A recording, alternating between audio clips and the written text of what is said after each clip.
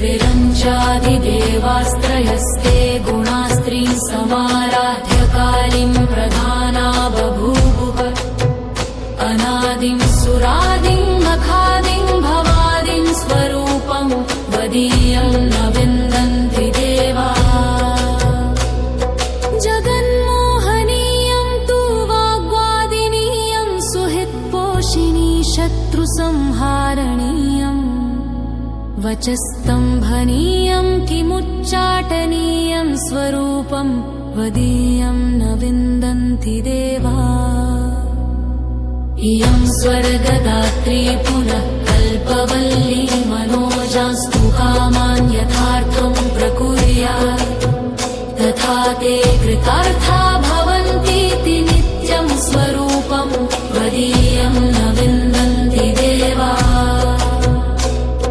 सुरापानमत्ता सुभक्तानुरक्तालसत्पूतचित्ते सदा विर्भवत्ते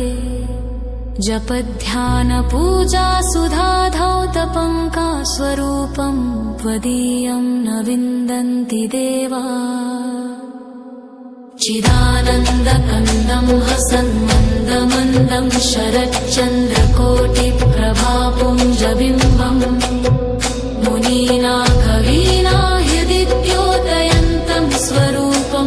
वदीयं न विन्दन्ति देवा